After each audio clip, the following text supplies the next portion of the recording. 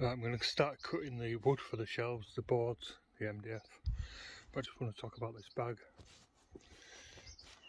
It's a bag of crap. See the way it sits up? So it fills up like that. And the port gets blocked quite quickly, you know, it fills up here. I had to buy an adapter, it doesn't fit the Makita. And this crappy little catch on the top. I'm always catching it. Of course the bag falls open. And it's broken. I haven't had it very long. Look how flimsy it is. Piece of crap. Anyway.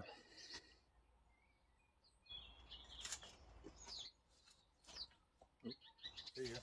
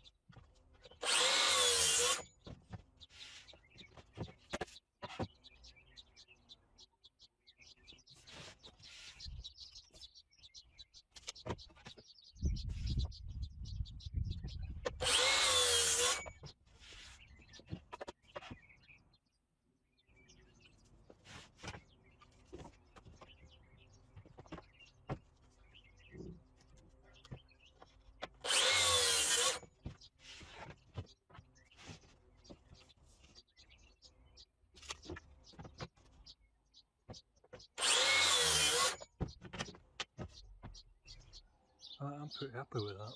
They're all pretty much there. And just in case this square, you know, this track thing isn't cutting square, I'm going to mark the face. So that's the front, so every one, you know, will be at a square. But to check, I haven't done this yet, so flip one over.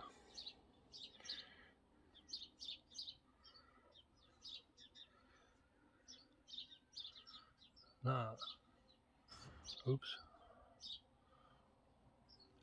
that is pretty good. I'm happy with that. That only works if they're parallel, absolutely parallel, but yeah, I'm happy with that.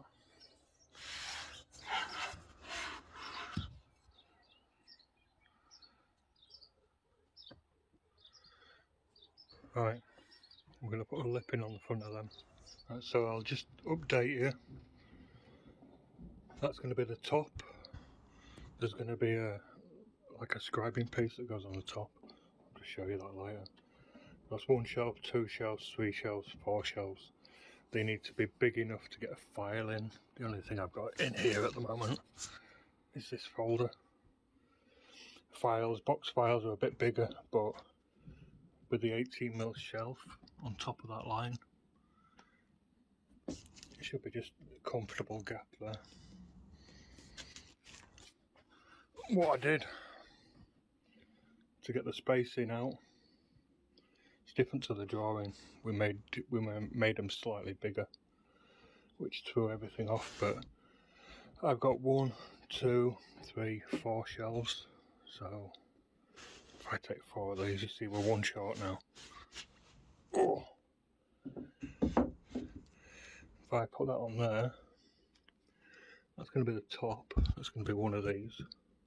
That's the top. So between there and this shelf, which is this one, there's going to be a space, then a space, space, space, and then this is the bottom shelf. That's that one. So there's going to be another space.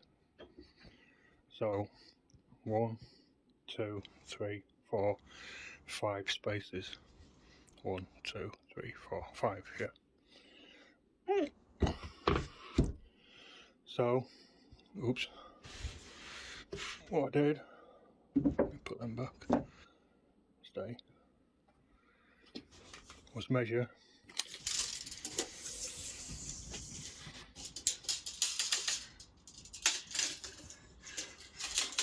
Not long enough. Was measure what was left between there and there, the top of that mark. So that's 2025. And divided it by 6. And that gave me my distance. The shelf on there. Got an offcut somewhere. I'll put that one in. Oh, come on. There's a shelf going in there.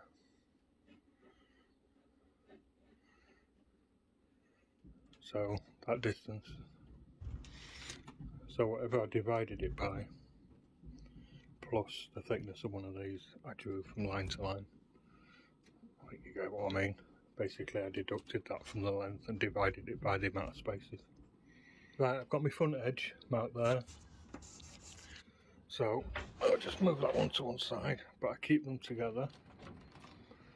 Then 1 shelf, I made these a few millimeters short. Yeah, because I want the front lip to be slightly slightly back from the sides. So what I'll do is put a square line on there. You've seen me do this before. Biscuit jointer in, biscuit jointer down. I'm just going to put 2 in. I'm going to work from the front edge, like I say. So that wants to be at the back actually. Like that. But I need a square line on first. I know these are pretty square, so I'm just going to go with them. Where's my square? There.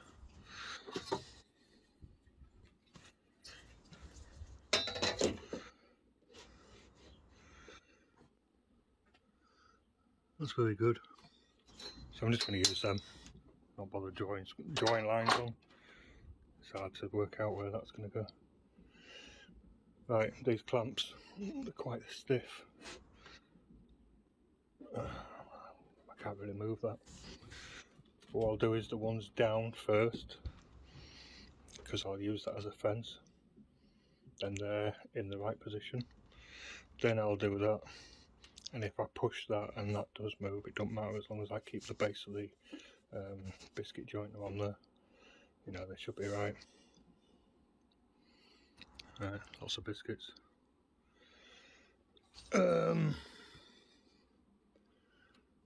I've got pencil mark on the back here. I'm not moving this one again, but I'll just make sure that that is back. So what I'll do when I've cut that one is it will get flipped around onto there like that. Then I'll do that one. Might do them separately, but that's what I'll do. So that back, got the front edge there, so that back will go to the back again.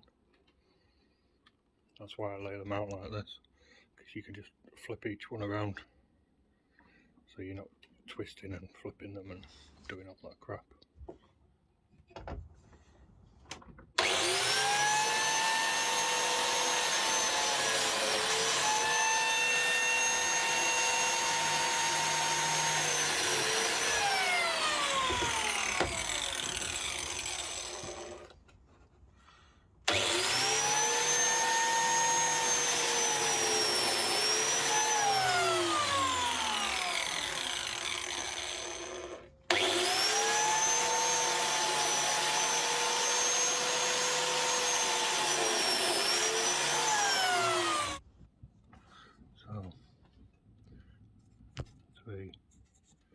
Three.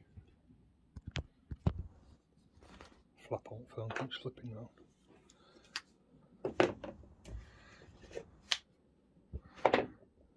3 and 3. So that gets turned around like that and placed there. I'll do this next one.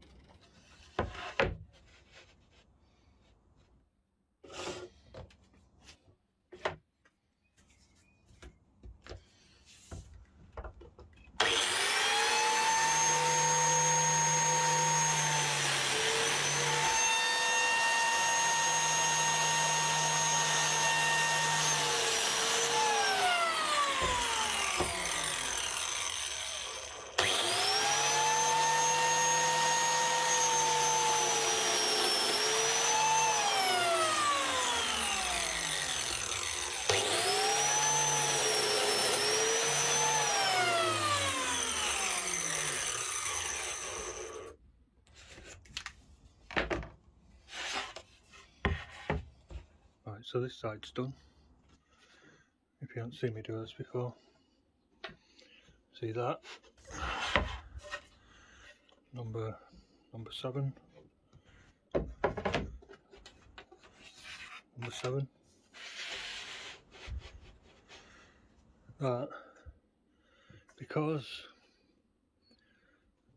that distance there is the same as up, you know, because I used the biscuit jointer, you know, that very bottom corner there, you know, is the same up every time. If I put 2 biscuits in there, that essentially pivots from that point up, so it ends up on your line there. Right, so as I spin that around,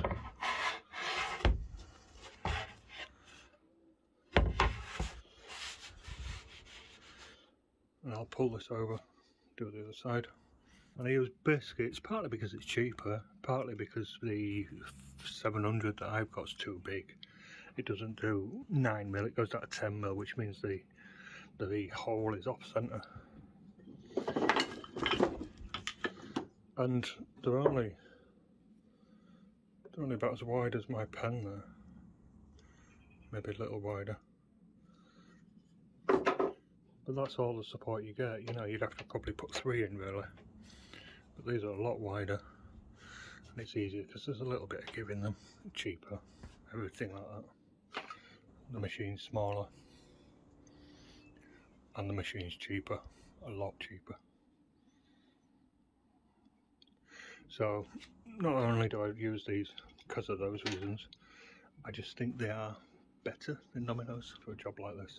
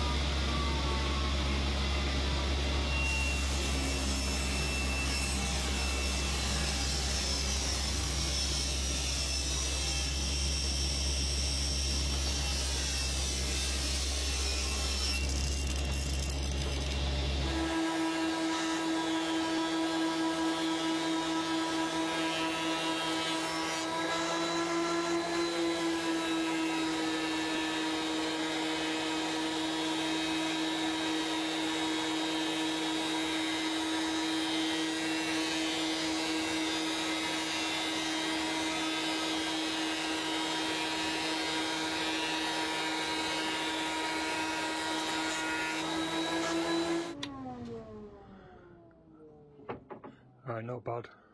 But I'm never going to get these completely straight. These are just little lips for the front of the shelves. I'll do them now.